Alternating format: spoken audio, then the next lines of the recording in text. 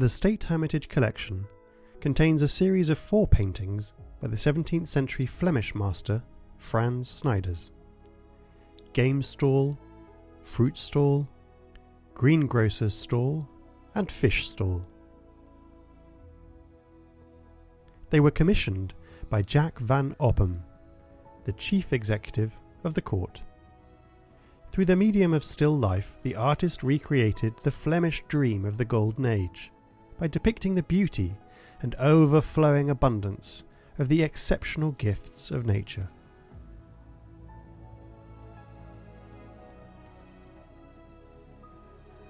The Stalls is the only series of paintings in Snyders' legacy. In the patron's interior, they were placed in the following order: game stall, fruit stall, greengrocer's stall, and fish stall. In the game stall, nearly the entire surface of the huge canvas is filled by hunting trophies of various kinds. They lie on the counters, in the baskets, on the floor, bunches of them dangling from the ceiling. In the foreground, the representation is moved closely to the edge of the canvas. It seems to go beyond the space of the painting. On the hooks from the ceiling beams dangle dead hares, a peacock and a peacock hen, pheasants, mute swans and partridges. Long-nosed snipes, kingfishers and a black grouse are placed all over the counter.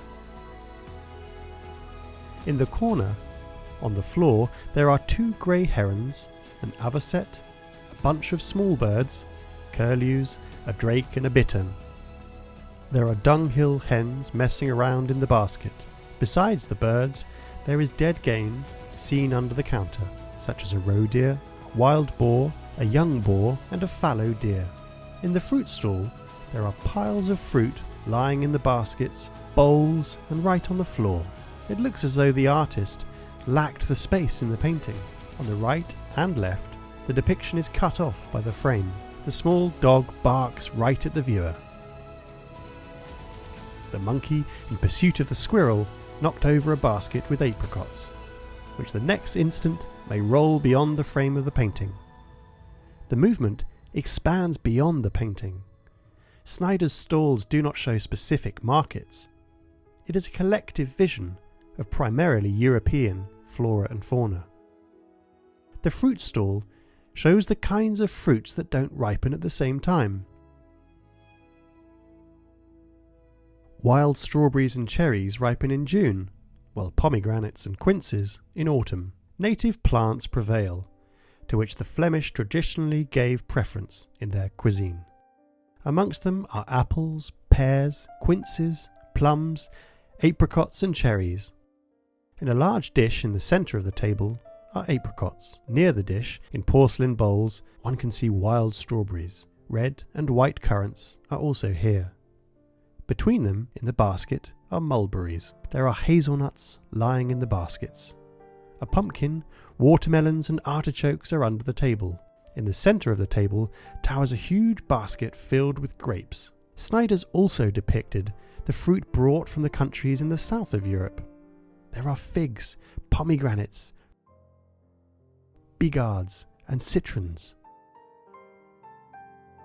There are pine cones by the table leg. Pine nuts were eaten both separately and as part of gourmet dishes.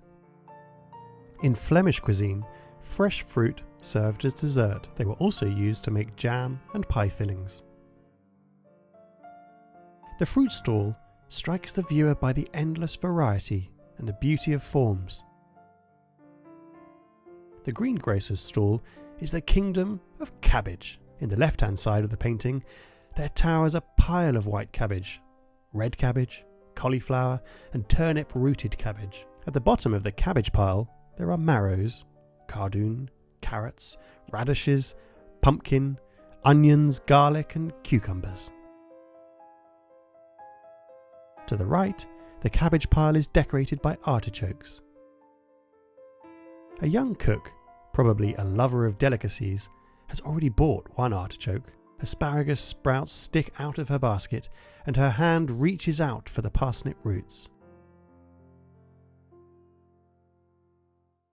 In the right-hand side of the stall, besides the roots, there is some cabbage lettuce, beans and white mushrooms in the wicker baskets, and the earthenware bowls contain olives and capers. Behind the stall wall, a huge wheel of a cart loaded with fresh vegetables is visible.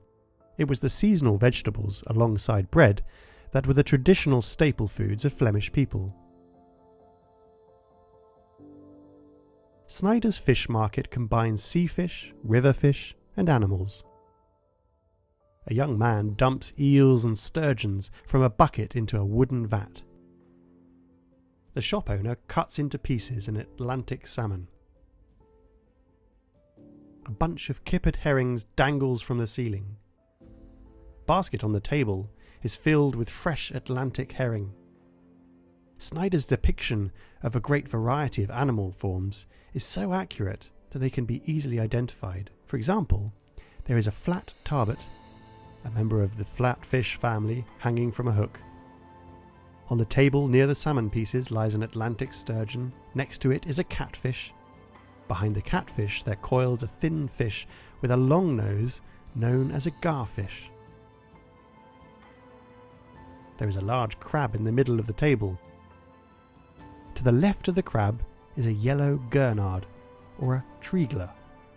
The fish with the very tender meat attracted artists by its exotic appearance.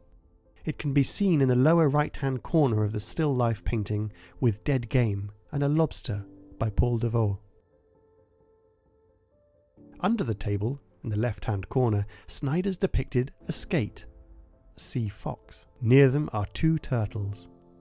The seal is climbing up the corpse of a toothed whale, a porpoise. Near the basin with the rowing carps lies a lumpfish, or a cock paddle. The lower tier of the composition is completed by the depiction of an otter lying on a tub filled with edible clams.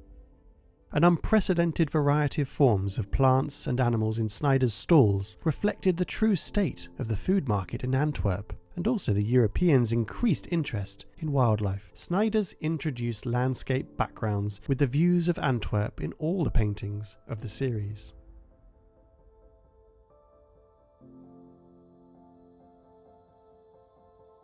In the game stall, against the dawn sky, a street lined with various storied houses recedes into the depth of the painting. Doorway of one of the houses, one can see a male figure dressed in dark clothes with a white collar.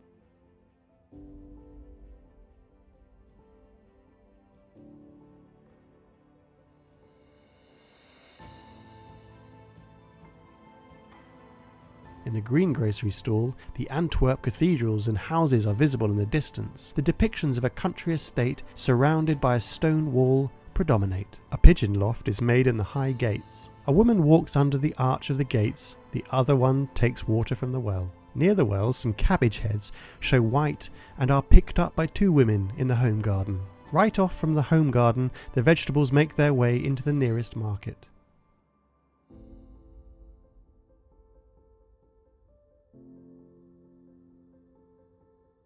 The fish market shows a fragment of the shelled river embankment with the towers of the medieval fortress wall. The fish boats with the catch have moored, a barrel of fish is being nailed. Near it there are barrels ready for shipment. This is probably the herring salted according to the method invented by the Dutch, which protected the fish against contamination.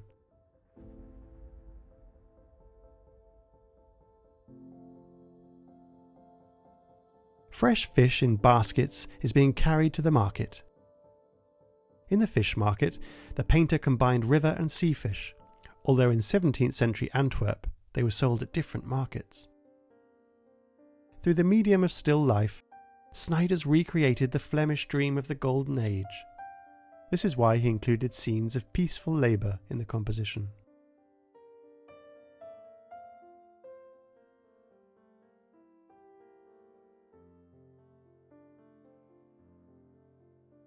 In the game stall, the elderly seller in a red jacket takes snipes out of the basket and puts them onto the counter. He turned at the loud barking of a hound. The muzzle of one of those dogs with large tusks is hardly seen near the edge of the painting. Getting on its hind legs, the red greyhound barks at the cat, hissing at it from behind the window grill. Probably This scene illustrates a proverb, fighting like cats and dogs. In the fruit stall, a well-dressed townswoman picks apricots offered to her by an old woman seller. The pregnant customer stares avidly at the fleshy fruit. The subject was interpreted as an allusion to the proverb, "A rotten apple spoils the barrel," and as a way of joking at the ever-increasing appetite of pregnant ladies. Similar interpretations of the subject are quite possible. Since the 17th century, the representation of a genre scene often carried a didactic message. In the greengrocer's stall, a young lady cook makes a purchase while a small pickpocket cuts off her purse. This unsophisticated scene is treated in different ways, as an allusion to the saying, "He who puts too much attention to earthly goods deceives oneself," or as a warning to a young girl about the danger of sensual desires. Within the given context, the parsnip roots, which the housekeeper wants to buy, appear to be an erotic symbol. Finally, as the depiction of a village simpleton unconscious of the real danger. However, in Snider's stalls, the major role is played by the still life, while the human figures are no more than the staffage.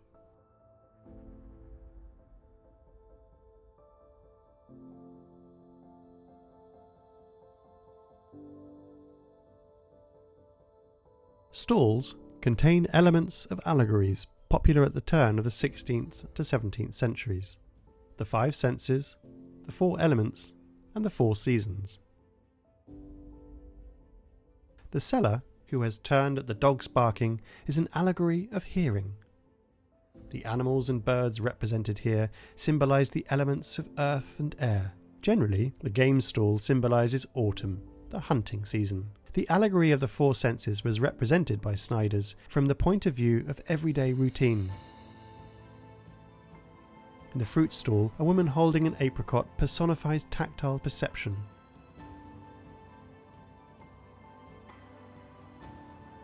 While the monkey symbolises taste. The fruit and berries in the fruit stall represent the allegories of summer. They also embody the element of earth. In the greengrocer's stall, the fruit and mushrooms personify the element of earth.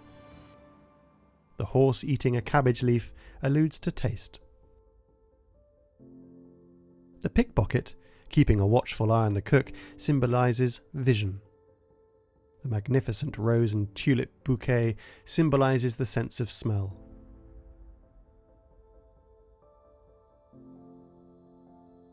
In the fish market, the fish is the personification of winter. All the sea and river living creatures personify the element of water. Also present here is its antipode, fire, in the form of metal utensils which is necessary for their making. However, there is only a hint of still life in Snider's paintings. The most important thing is the representation of the exceptional gifts of nature. The monumental ensemble of the stalls is a true apotheosis of nature, the glorification of the perfection of the world created by God, of the breadth and beauty of life.